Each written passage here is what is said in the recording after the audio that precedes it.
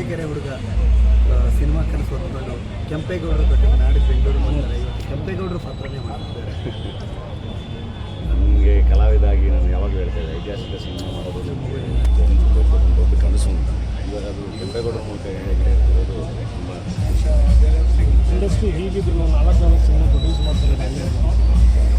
ಇಲ್ಲ, ಅದು ಏನಾಗುತ್ತೆ ಗೊತ್ತಾ, ನಾವೇ ಇಂಡಸ್ಟ್ರಿ ಜನ ಬರ್ತಾ ಇಲ್ಲ, ಇದಾಗ್ತಾ ಇಲ್ಲ, ನಮ್ಮ ಇಂಡಸ್ಟ್ರಿ ಸತ್ತೋಗ್ಬಿಡ್ತಾ ಇದೆ ಅಂತ ಮಾತಾಡೋದಿದೆಯಲ್ಲ, ಅದು ನೆಗೆಟಿವ್. ಅದನ್ನು ಹಂಗೆ ಮಾತಾಡಬಾರ್ದು ಯಾವಾಗಲೂ. ಹೆಂಗೆ ಸತ್ತೋಗುತ್ತಲ್ವ, ನಾವೇ ಪಾಸಿಟಿವ್ ಆಗಿರ್ಬೇಕಲ್ವ.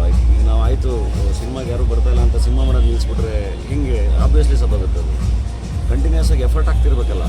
ಸೋಲು ಗೆಲುವು ಎಲ್ಲದೂ ಇದ್ದೇ ಇರುತ್ತೆ, ಬಟ್ ಕಂಟಿನ್ಯೂಸ್ ಎಫರ್ಟ್ ಇರಬೇಕು. ಇಲ್ಲಿ 100 ಕುಟುಂಬಗಳಿದೆ, ಕಾರ್ಮಿಕರಿದ್ದಾರೆ, ಸಿನಿಮಾಗಳು ನಡಿಬೇಕು, ಆಡಿಯನ್ಸ್ ಬರ್ತಾರೆ. ಬಂದ್ರಲ್ಲ ಈಗ ಭೀಮಾಗೆ, ಕೃಷ್ಣ ಪ್ರಣಯ ಸಖಿಗೆ ಬರ್ತಿದ್ದಾರಲ್ವ, ನೋಡ್ತಿದ್ದಾರಲ್ವ.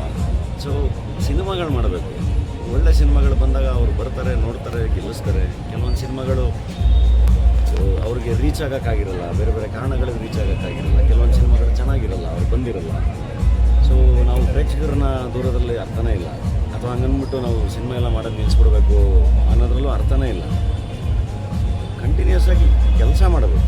ಈಗ ನಾವು ಡೇ ಡೆವಿಲ್ ಮುಸ್ತಫಾ ಥರದ್ದು ಒಂದು ಸಿನಿಮಾದಲ್ಲಿ ಶಶಾಂಕ್ ಸಿಕ್ಕಿದ್ದಕ್ಕೆ, ಈಗ ನನಗೆ ಶಶಾಂಕ್ ಅಂತ ನಿರ್ದೇಶಕ ನನಗೊಂದು ಜಿಂಗೋ ಸಿನಿಮಾ ಮಾಡೋಕ್ಕೆ ಸಿಕ್ಕಿದ್ದು. ನಾನೊಬ್ಬ ಆರ್ಟಿಸ್ಟ್ ಆಗಿ ನನಗೆ ಇನ್ನೊಬ್ಬ ನಿರ್ದೇಶಕ ಸಿಕ್ಕಲ್ವ ಅಲ್ಲಿಂದ.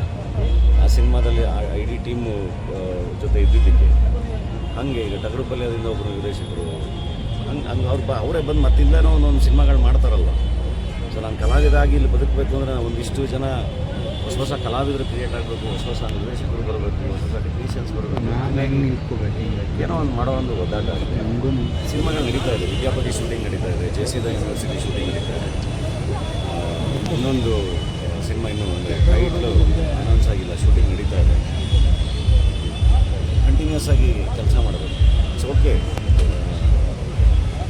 ಇನ್ನೂ ಕಂಟಿನ್ಯೂಸ್ ಆಗಿ ಎಲ್ಲವನ್ನೂ ಗೆದ್ದಿರೋ ಅಂಥವ್ರು ಯಾರೂ ಇಲ್ಲ, ಯಾವ ಸ್ಟಾರ್ಗಳು ಇಲ್ಲ. ಸೋಲು ಇರುತ್ತೆ, ಗೆಲುವು ಇರುತ್ತೆ. ಇಂಥ ಚೆನ್ನಾಗಿದ್ದಾಗ ಚೆನ್ನಾಗಿ ಗೆಲ್ಲಿಸ್ತಾರೆ. ಜಿಂಗ ಮ್ಯೂಸಿಕ್ ಸಖತ್ತಾಗಿದೆ, ಫ್ರೆಶ್ ಟ್ಯಾಲೆಂಟ್ಸ್. ಅದೇ ಹೇಳ್ತಿರೋದು, ಹೊಸ ಪ್ರತಿಭೆಗಳ ಜೊತೆ ಕೆಲಸ ಮಾಡೋದು. ನವನೀತ್ ಡೆಫಿನೆಟ್ಲಿ ತುಂಬ ದೊಡ್ಡ ಸಂಗೀತ ನಿರ್ದೇಶಕ ಆಗಿ ಬೆಳೀತಾರೆ. ಜನರಲ್ಲಾಗಿ ನಾವು ಫಿಟ್ಟಾಗಿರ್ಬೇಕು. ಪ್ರೇಕ್ಷಕರಿಗೆ ಏನಾಗುತ್ತೆ, ಕಲಾವಿದರಾಗಿ ನಾವು ಪಾತ್ರಗಳಿಗೋಸ್ಕರ ಕೆಲವೊಂದು ಸರಿ ಚೇಂಜ್ ಮಾಡ್ಬೋದು, ತಪ್ಪಾಗೋದು, ಹೊಟ್ಟೆ ಇಟ್ಕೊಳ್ಳೋದು. ಆಗ ಅದನ್ನು ಇಳಿಸೋಕ್ಕೆ ತುಂಬ ಕಷ್ಟ ಆಗೋದು ಅನ್ಸೋದು. ಬಟ್ ಅದು ಹೊರಗಡೆ ದಟ್ ಲುಕ್ಸ್ ಆಸ್ ಇಂಡಿಸಿಪ್ಲಿನ್. ಕಲಾವಿದರಿಗೆ ಫಸ್ಟು ಬೇಕಾಗಿರೋದು ಡಿಸಿಪ್ಲಿನ್. ಸೊ ವಾಪಸ್ ಆ ಡಿಸಿಪ್ಲಿನಿಗೆ ಬಂದು ಕೆಲಸ ಮಾಡ್ತಾಯಿದ್ದೀನಿ ಅಷ್ಟೇ. ವರ್ಕೌಟ್ ಮಾಡ್ತಾಯಿದ್ದೀನಿ, ಪಾತ್ರಗಳಿಗೆ ರೆಡಿ ಆಗ್ತಾಯಿದ್ದೀನಿ, ಹೊಸ ಎನರ್ಜಿ ಕೆಲಸ ಮಾಡ್ತೀನಿ. ಸಿನಿಮಾ ಮೇಲೆ ಸಿನಿಮಾ, ಪ್ರೊಡ್ಯೂಸ್ ಮೇಲೆ ಪ್ರೊಡ್ಯೂಸು, ಅವಾರ್ಡ್ ಮೇಲೆ ಅವಾರ್ಡು, ಯಾವ್ದಾದ್ರು ಜಾರಿ ಮಾಡಿದ್ರೆ ಈಗ ಮದುವೆ ಆಗ್ತೀನಪ್ಪ. ನಮ್ಮ ಅಜ್ಜಿ